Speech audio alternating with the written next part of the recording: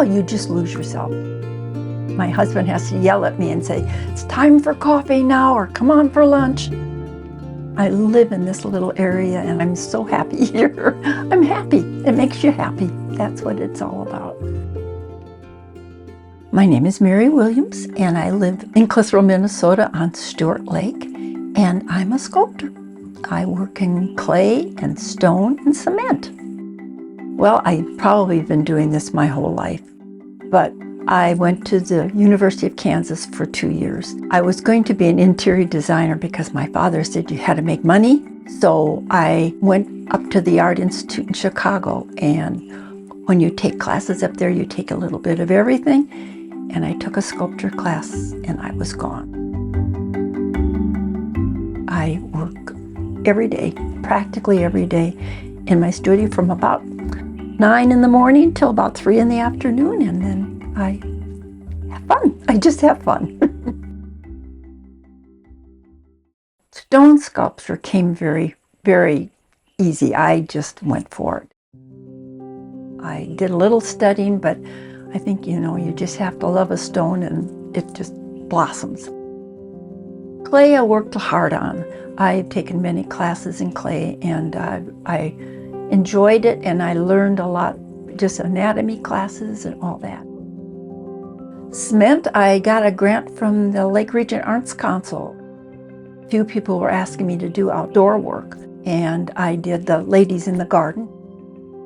I've worked hard on that. It's not as easy as it looks.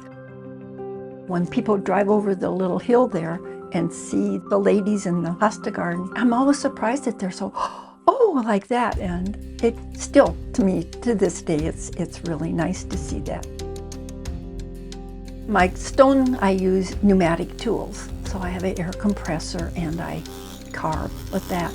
I've taught so long and I've done this so long that I've got every tool that you can have. So I just pick and choose as I do that. It's a little abstract, it's a little figurative. Whatever the stone kind of dictates right now, I'm working on a flower, which I've never done before. So I'm just a little bit of everything, whatever the stone kind of tells me. I think the female form is one of the most perfect forms. It's got beautiful line and curves. It's graceful, it's soft. I think you need to have that in art rather than harsh and cruel lines. So I just have always gone to the female figure because it's a representative of all the grace that I can think of.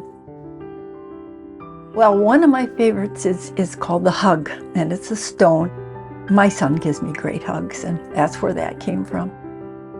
I just love the stone. It's just rewarding to work on it.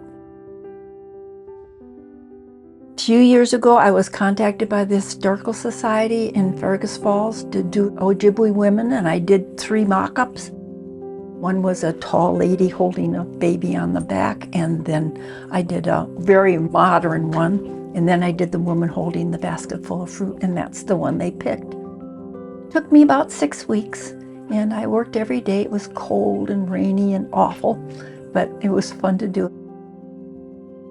I sold one piece out of the yard, and my family got so upset with me that they won't let me sell any more out of the yard. So the pieces that are in the yard now stay. I'm just blessed. It's kept my sanity. Moving around as much as we have and just a daily living. I think I would have been really a depressed person, but this has kept me joyful. I'll never stop.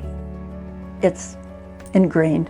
I'm like other ladies that I know are 90 years old and they're still doing it, and I hope to do it till 102.